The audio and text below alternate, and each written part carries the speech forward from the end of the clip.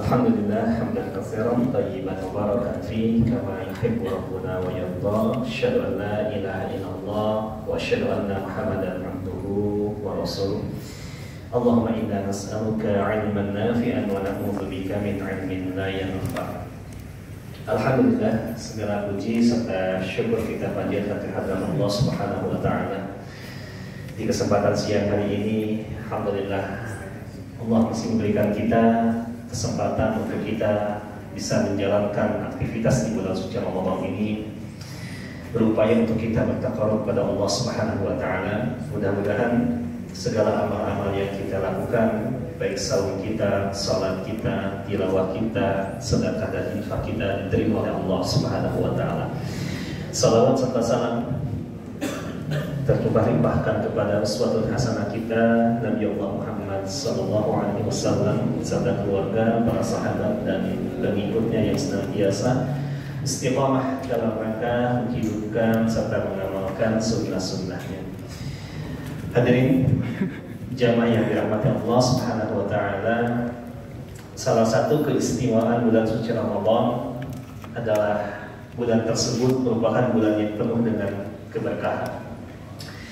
Tanda bulan suci Ramadan adalah bulan yang penuh keberkahan, kata para ulama kita, karena di bulan suci Ramadan banyak sekali nama-nama yang disandarkan kepada bulan suci Ramadan saking mulianya bulan tersebut. Salah satunya adalah Syahrul Jud, bulan kedermawanan. Ininya kayaknya instrumen untuk bisa mewujudkan bulan suci Ramadan sebagai sarana bulan kedermawanan, maka difasilitasi ya oleh Allah Subhanahu wa taala dengan dua amalan. Pertama, dengan amalan sedekah tatawwu, yaitu sedekah sunnah sebagaimana lazimnya kita bersedekah. Yang kedua, ini yang banyak terlupakan, yaitu sedekahul mafruḍah, sedekah yang sifatnya wajib. Sedekah yang wajib. Sedekah yang wajib di dalam terminologi fikih ini disebut dengan istilahnya az-zakat. Di bulan suci Ramadan ini ada dua jenis zakat yang perlu untuk kita pahami. Pertama, yang disandarkan langsung dengan bulan suci Ramadan adalah zakatul fitr. Karena Rasulullah SAW mengatakan, farada Rasulullah SAW zakatul fitr tuhratan lis-shaim wa tu'matan lil masakin. Rasulullah SAW telah mewajibkan kepada kita semua untuk kita keluarkan zakat fitri sebagai tuhratan lis-shaim, pembersih bagi orang yang saum, wa tu'matan lil masakin, sebagai jamuan bagi orang-orang yang miskin. Dan kita sudah mafhum ya, di penghujung akhir bulan suci Ramadan bertepatan dengan malam 1 Syawal, maka itu adalah waktu diwajibkannya dikeluarkannya zakatul fitr. Yang kedua, yang mungkin terlupakan oleh kita adalah zakatul mal, zakat harta. Begitu banyak kajian objek terkait apa saja yang wajib harta untuk kita keluarkan. Namun dalam kesempatan siang ini saya akan hanya memfokuskan pembahasan kajian ini, yaitu pembahasan zakatul iktisab, yaitu zakat penghasilan atau zakat pendapatan. Ini mungkin yang perlu kita pahami secara mendalam ya. Karena sejatinya kalau kita berbicara masalah zakatul fitr atau zakat fitrah, orang sudah mafhum ya. Orang sudah paham bahwasanya di akhir Ramadan nanti ya kita diwajibkan untuk membayar zakat fitri atau zakat fitrah. Namun bagaimana dengan zakat penghasilan atau zakat pendapatan? Ya. Oke. Dalam kajian ini kita akan lakukan analisis dari dua pendekatan. Pertama, yaitu pendekatan fikih. Yang kedua adalah pendekatan qanuni ya, atau pendekatan regulasi. Ya. Dari aspek fikih ya, terkait dengan zakat penghasilan ya, atau zakat pendapatan, Para ulama menyebut dengan namanya zakat mal mustafad. Zakat mal mustafad, zakat penghasilan atau zakat pendapatan. Mungkin sebagian awam mengatakan istilahnya zakat profesi, ya, zakat profesi. Tapi yang lebih tepat adalah zakat mal mustafad, itu ditujukan kepada pendapatan atau penghasilan, ya, sehingga terjemah yang paling tepat adalah zakat pendapatan atau zakat penghasilan. Dalam kajian fikih kontemporer terjadi adanya khilaf, perselisihan di kalangan para ulama kita, ya. Karena persoalan zakat pendapatan atau zakat penghasilan atau sebutlah zakat profesi, ini adalah perkara nawazil fiqhiyah, persoalan fikih kontemporer yang boleh jadi kalau kita merujuk ke dalam kitab-kitab para salaf dulu, ya, atau turos-turos terdahulu, ya, terutama kitab-kitab yang ditulis pada abad ke-2, ke-3, ke-4 Hijriah, kita tidak mendapati ada istilah zakat mal mustafad. Namun, ya, akhir-akhir ini, terutama di abad ke-21, itu para ulama kita membincangkan tentang apa hukumnya, ya, seseorang yang dia bekerja, kemudian dia mendapatkan penghasilan, ya, atau mendapatkan gaji, mendapatkan pendapatan, honorarium dan sebagainya. Apakah pendapatan tersebut merupakan objek zakat atau bukan? Pendapat pertama mengatakan bahwasanya tidak ada nas yang sharih, nas yang tegas menjelaskan tentang kewajiban zakat pendapatan. Ya, karena tidak ada nas yang tegas, maka status dari zakat pendapatan atau zakat penghasilan ini merupakan sesuatu yang tidak diwajibkan. Ya, ini pendapat pertama. Ya, tidak mewajibkan. Bukankah banyak, ya, dalil yang mereka gunakan? Bukankah banyak, ya, di zaman Nabi orang-orang yang memiliki profesi tertentu, ya, tetapi tidak pernah didapati riwayat adanya pungutan zakat bagi para pekerja tersebut. Sehingga dengan dalil ini mengatakan bahwasanya zakat pendapatan itu hukumnya tidak wajib atau tidak ada. Kemudian yang kedua, argumentasinya adalah zakat adalah persoalan ta'abudi, persoalan ibadah mahdhah. Dalam persoalan ibadah mahdhah, maka pelaksanaannya mengikuti apa yang terjadi di zaman Rasulullah SAW. Itu disebut dengan namanya ittiba. Ya. Di zaman Nabi, bahkan di zaman para sahabat itu tidak ada, ya, yang mempraktekkan terkait dengan zakat pendapatan. Maka dengan dalil ini, ya, pendapat pertama mengatakan hukumnya tidak wajib. Berbeda dengan pendapat yang kedua. Pendapat kedua mengatakan bahwasanya zakat mal mustafad atau zakat pendapatan, zakat penghasilan hukumnya wajib. Kita bisa menemukan nas di dalam Al-Quran. Misalnya kita lihat di dalam surah Al-Baqarah ayat 267. Di sini ada perintah dari Allah Subhanahu wa taala bahwasanya kita, ya, orang-orang beriman, ya, diperintahkan oleh Allah Subhanahu wa taala untuk mengeluarkan harta kita. Ya, kita lihat dalam Quran, ya, Allah Subhanahu wa taala mengatakan ya ayyuhalladzina amanu, ya, wahai orang-orang yang beriman, anfiqu, keluarkanlah harta kalian min thayyibati, dari harta-harta yang baik, ma kasabtum, apa-apa yang kalian usahakan. Kita lihat struktur kalimat demi kalimat dalam ayat ini. Ya, kalimat pertama, ya, siapa subjek hukum atau mukallaf, ya, yang diperintahkan oleh Allah Subhanahu wa taala, yaitu orang-orang beriman.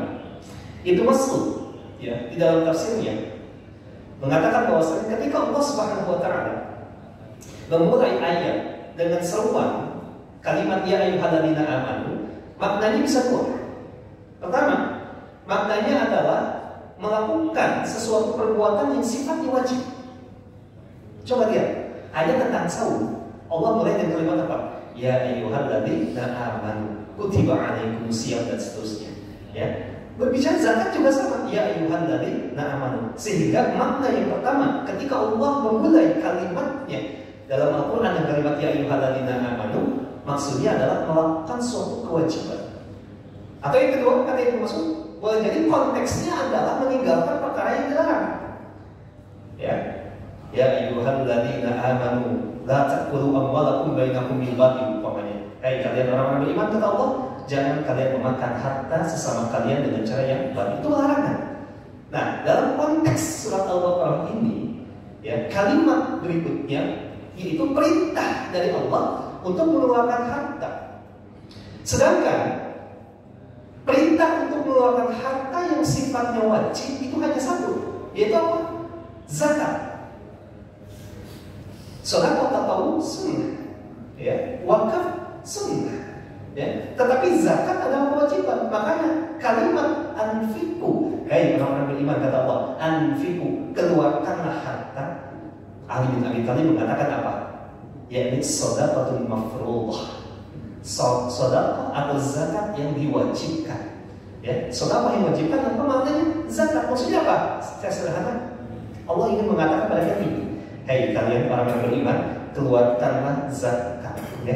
Ya, harta kalian berupa zakat min thayyibat, dari harta-harta yang baik, maka sabtum, apa-apa yang kalian usahakan dari hasil usaha kalian, maka keluarkan zakatnya, kata Allah.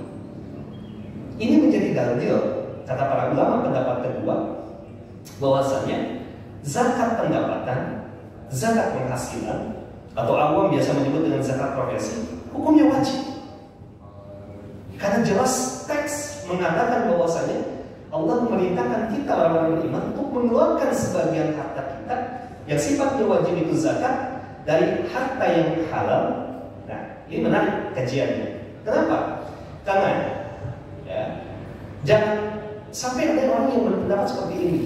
Ya, andai kata orang hari ini punya pekerjaan, punya profesi, ya, sesuatu yang dilarang, ya, atau sesuatu yang diharamkan oleh Allah, dan dikeluarkan harta itu menjadi bersih, tidak? Ya, sehingga kita punya fatwa di Indonesia, ya, memutuskan bahwasanya harta yang diperoleh dari cara yang tidak dihalalkan, ya, atau harta-harta haram, maka itu bukan merupakan objek zakat. Artinya apa? Zakatnya tidak sah ketika zakat ini bersumber dari harta yang haram. Jadi jangan pernah punya pikiran seperti pikiran Robin Hood. Ya, orang hari ini banyak membantu orang lain, tapi sumbernya dari merampok di kota, kemudian dia bagikan di kampung halamannya. Ini pemikiran yang keliru. Karena dalam Quran, ketika seseorang dibebani oleh Allah untuk membayar zakat, maka kalimat tegas Allah mengatakan, ya, dari harta-harta min thayyibati, dari harta-harta yang baik, harta yang halal, sehingga harta-harta yang haram itu tidak menjadi objek zakat.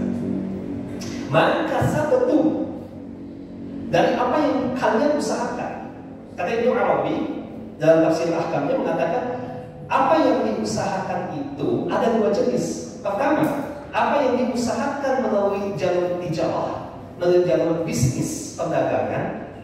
Yang kedua, dari jalur jasa. Ya, sekali lagi, ya, apa yang diusahakan itu bisa dari jalur perdagangan atau dari jalur jasa. Nah, dari jalur jasa inilah muncul istilah fikih, yaitu mal mustafad, zakat pendapatan atau zakat penghasilan. Karena penghasilan seorang itu bisa dengan cara berdagang, satu, atau yang kedua jasa, menjual skill, keterampilan profesional. Sehingga kata Syekh Al-Bawi, ya, zakat mal mustafad ini dibagi dua jenis, ya. Ada yang disebut dengan kasbul amal, ada mihanul hurrah. Ya, sekali lagi, ya, zakat pendapatan itu ada dua jenis. Ada kasbul amal, yaitu apa kasbul amal? Seseorang yang dia bekerja di sebuah instansi, ya, atau di sebuah perusahaan, atau di sebuah institusi, atau di sebuah yayasan dan sebagainya. Kemudian dia mendapatkan salary atau gaji yang sifatnya rutinan. Ya, sifatnya rutinan, ya, maka ini yang disebut dengan kasbul amal, dan dia termasuk subjek zakat penghasilan. Jadi kalau orang hari ini dia kerja di sebuah perusahaan dan dia mendapatkan penghasilan rutin tetap, ya, setiap bulan, ya, maka dia masuk ke dalam kategori kasbul a'mal. Yang kedua, kata Syekh Al-Baghawi, ada yang disebut dengan mihanul hurrah, yaitu orang yang dia punya penghasilan tapi tidak terikat oleh institusi tertentu, ya. Sifatnya seperti fee atau honorarium, tetapi sekalinya dia punya proyek, ya, ini menghasilkan keuntungan yang cukup besar. Ada dokter, ya, jasa notaris, ya, akuntan, ya. Sekarang di fatwa kita terbaru di Indonesia di Komisi Fatwa MUI menetapkan yaitu termasuk ke dalam mihanul hurrah ini adalah penghasilan dari kegiatan konten seperti YouTuber, selebgram, TikToker, atau konten kreator pelaku ekonomi kreatif lainnya. Ini termasuk mihanul hurrah. Kenapa? Karena sekali dia mendapatkan pendapatan, ya, pendapatan itu boleh jadi lebih besar daripada orang yang dia bekerja di sebuah institusi perusahaan yang mendapat gaji yang sifatnya rutinan, ya, seperti karyawan, ya, swasta, BUMN, ASN, dosen, guru dan sebagainya. Ini yang tetap rutinan disebut kasbul a'mal. Ya, yang kedua tadi yaitu mihanul hurrah, orang yang dia punya penghasilan dalam bentuk proyek, ya, dalam bentuk proyek dokter, ya, dari notaris, ya, advokat, gitu kan, YouTuber, selebgram, TikToker dan sebagainya.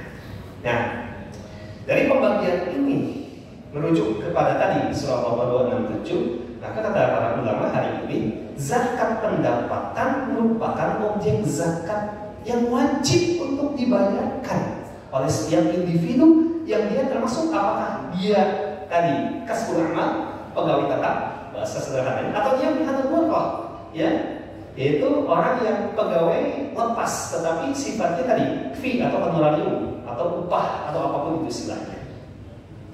Dengan ketentuan syarat satu, ya, ini yang paling utama, pendapatan tersebut harus didapatkan dari profesi yang sudah dinyatakan halal secara syariah. Ya, kalau tadi misalnya ada orang yang dia kerjanya sebagai content creator, dia sebagai YouTuber, maka konten-konten YouTube-nya itu tidak boleh bernuansa satu, ya, pornografi. Ya, yang kedua tidak boleh ada unsur ghibah, tidak boleh ada unsur namimah, atau tidak boleh ada unsur-unsur yang melanggar peraturan perundang-undangan.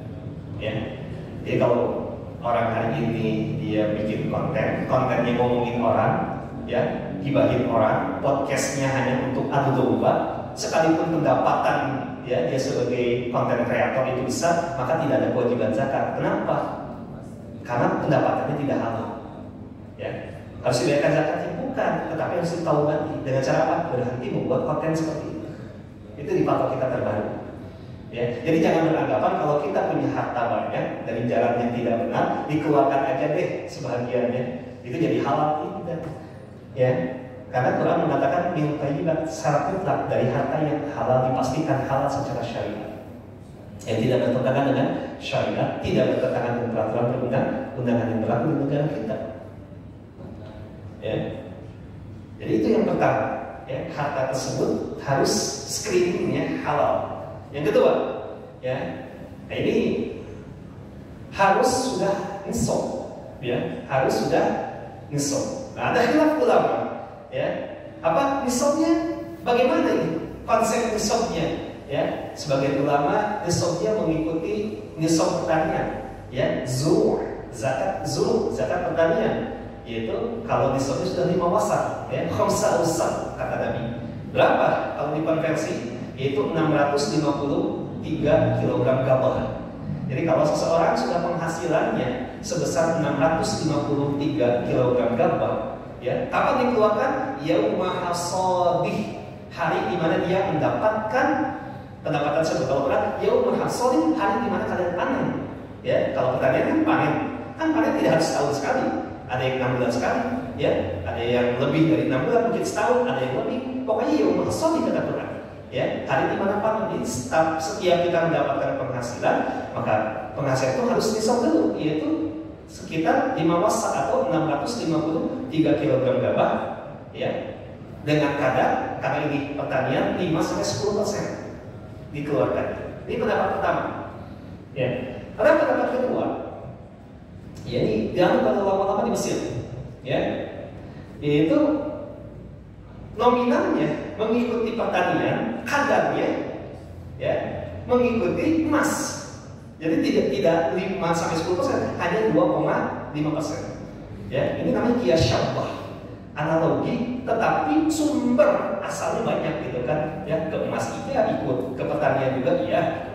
Ya. Tapi yang ditetapkan di kita ya di Indonesia berdasarkan ketentuan Fatwa nomor 3 tahun 2003 ya di Komisi Fatwa menetapkan bahwa zakat mal mustafad, zakat penghasilan ya itu nisabnya, haulnya, kadarnya seluruhnya dianalogikan kepada emas, sehingga nisab penghasilannya harus setara dengan 85 gram emas.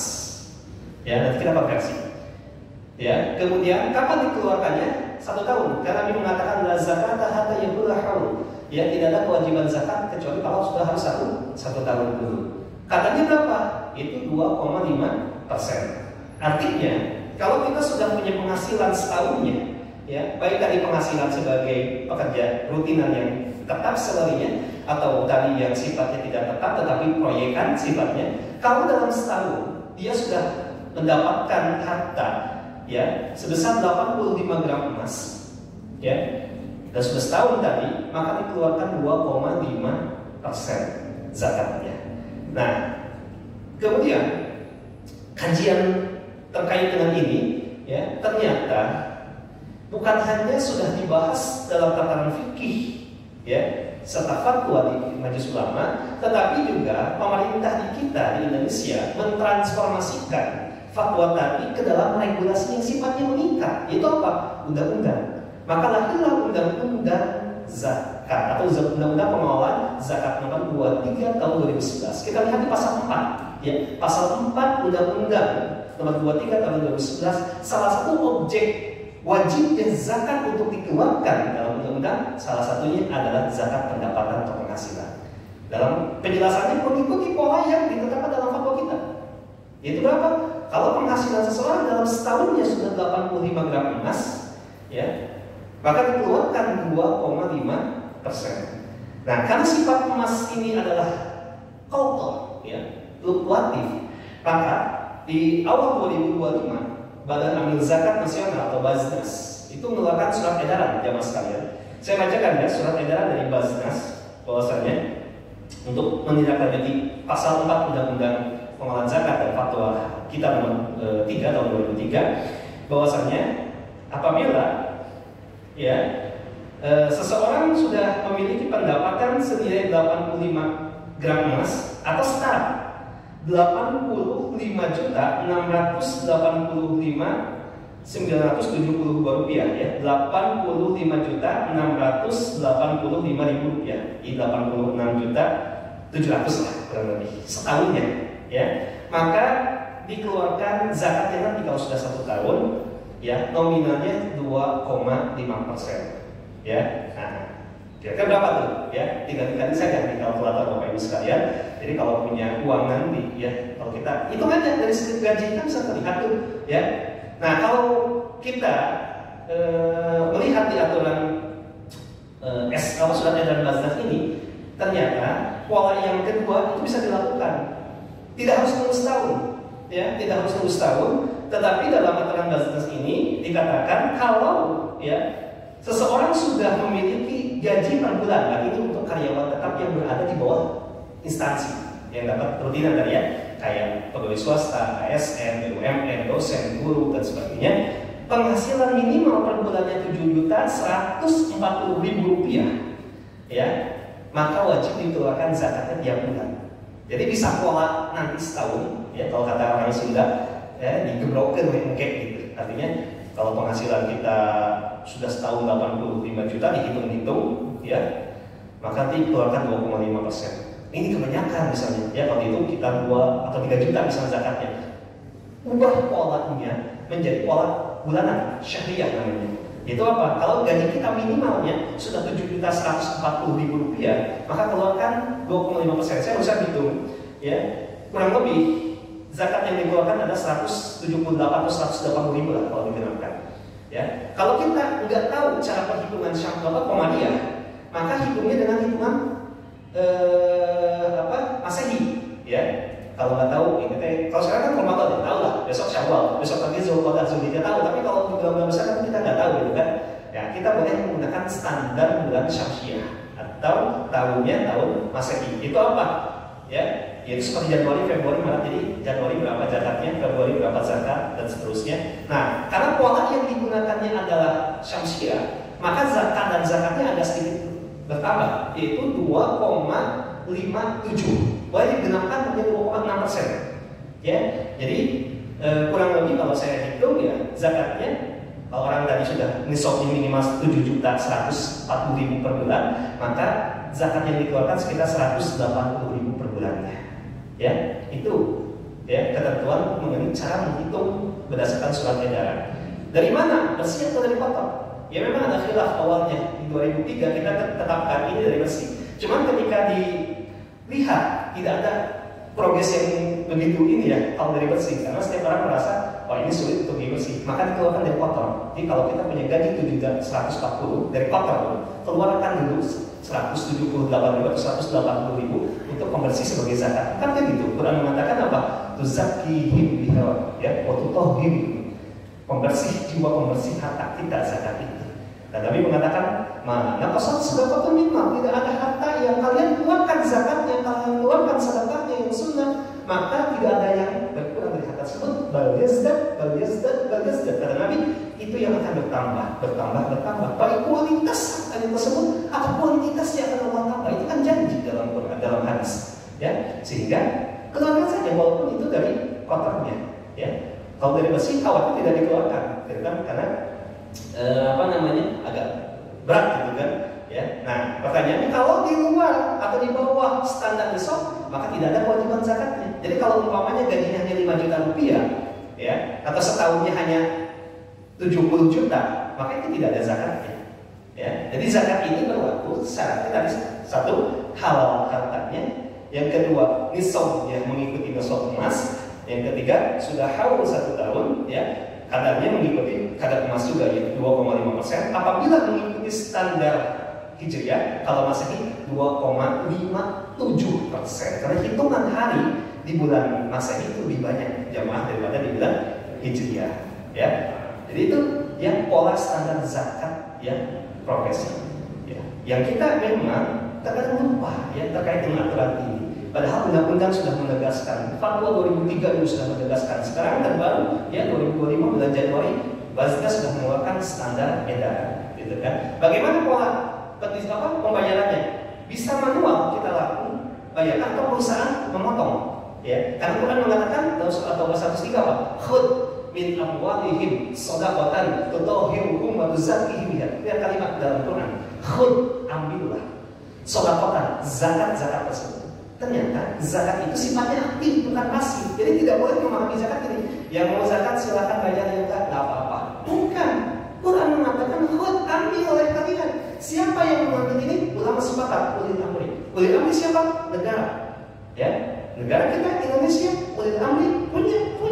Ya, membatalkan kepada amil. Siapa amil? Bazdas. Maka Bazdas dalam hal ini konteks menetapkan ya ketentuan dari standar nisab ya dan kadarnya, maka perusahaan itu boleh ya memotong karyawan yang sudah gajinya tadi sesuai dengan nisab ya 7.140 sekian untuk dibayarkan zakatnya terlebih dahulu. Tentunya ini harus dengan pertama musyawarah terlebih dahulu.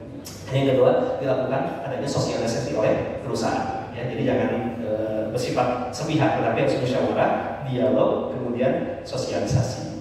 Ya, atau yang kedua, nah ini yang dilakukan. Caranya kita sendiri yang mengeluarkan, ya, dengan bagaimana dikeluarkan.